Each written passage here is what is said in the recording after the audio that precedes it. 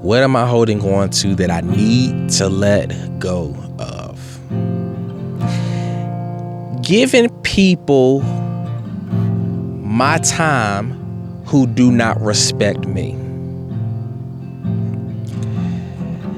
And I often ask myself, why do I do that? And a lot of times, if I'm being honest, it's family. It's almost a sense of obligation. And sometimes I open space to people who do not deserve to be in that space. And it's out of obligation. It's multiple people. Family can be a lot. From cousins to aunts, uncles, I would even say very close friends. Just learning again to address those issues as they go along. And I have been doing just that. Again, as I grow older and wiser, I'm learning to be more tactful in the conversation. One of the ways in which I'm doing that is doing things like inviting people out to eat, having those very deep conversations to say, hey, I noticed this. This is the pattern that I'm seeing over and over again. How can we address this so that it's not becoming a reoccurrence? Regret for not having been there more for my children. I worked and I couldn't be there as much as I wanted to. Well, I was there for dance lessons, and I made a point of being there. I just had to make a point of being there. You know, when I was off work, I would take the time to do it. On weekends, I would try to make the best of weekends with them. We generally tried to do things as a family on the weekend because neither one of us had time during the week. I've tried to give more attention to my grandchildren, not than I gave to my children, but I just want to be sure I give them extra attention, you know, so that they can grow to be good, decent human beings. Mm-hmm. What am I holding on to that I need to let go? For me personally, it's just a lot of trauma with the past relationships. I mean, 2 different relationships I've been cheated on back to back. So that's a lot of trauma that I do hold on to, but I've really learned to let go of it and leave it in the past, not let it affect my future. Also just, constantly working on myself. I'm 26 years old, still have a lot of life ahead of me.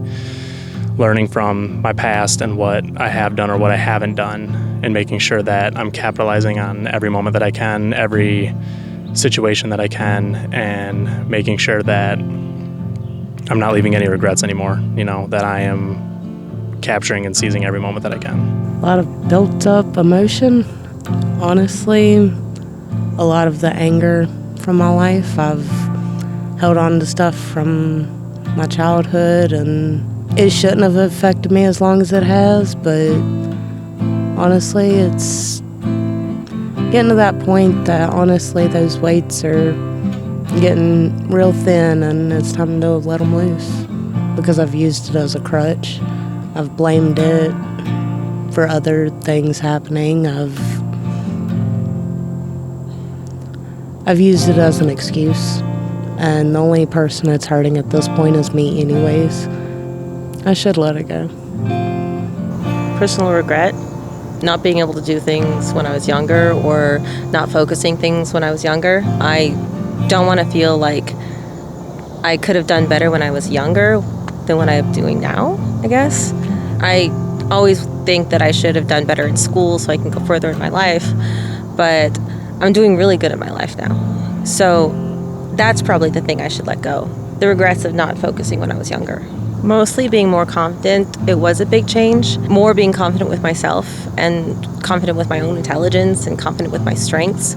That's something that I really had to learn when I was younger. I really had to work with when I was younger. I had to try to build that up. And yes, I was very timid and quiet in my younger years in elementary, and I kind of let things either slide or I couldn't do things correctly. But now, because of growing and because of pushing myself through that fear, I was able to get better and stronger and more confident in myself, which is great. But it all ties in the fact that learning from my past experience, losing certain friends, and also leaving certain things behind also parts of myself, it makes it a better future. It makes me more confident and free, but also fearless about what I need to do. Probably the constant feeling of that I'm going to lose my dad any day. But I just need to realize that it's not happening anytime soon. But it's just still there because we've had so many problems. I feel like I need to just let go of some people, even though like they've hurt me, and then I'm like, oh no, it's okay. But I think I actually just need to let go of them and just be like, it's time, like we need to go our different paths and everything. So yeah, because I feel bad if I leave them. I'm like, man, like we were really good friends, and then I'm like, oh yeah, by the way, peace out. I just feel bad if I do that. So probably some grief. I'm the last man standing of my family of origin, and I'm in process still. I'm the last one to go with my dad in 2011, and it still hurts. It still hurts. You learn, with grief, you learn how to get through it, but you don't ever really get over it with the people that are truly dear to you. With the Lord's help, I've learned how to get through it, but you don't really get over it. I have a memorial.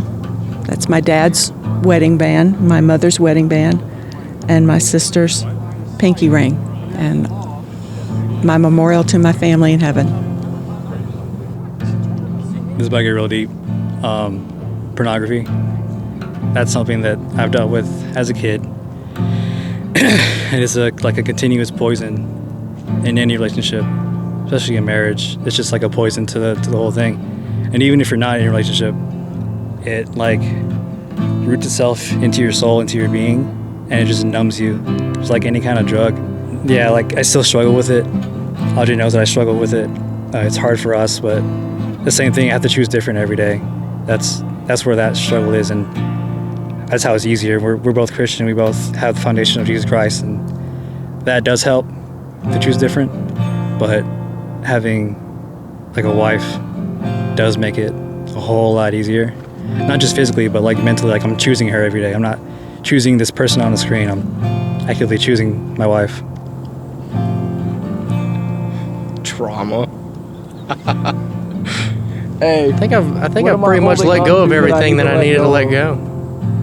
I'm in a pretty good spot in my life. Yeah. As he said, do I want a list? Yeah.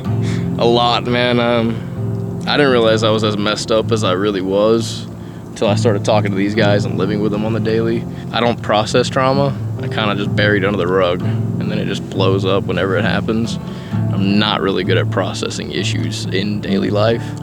I'm very emotionally disconnected. And that's just a thing I need to work on, that's just me.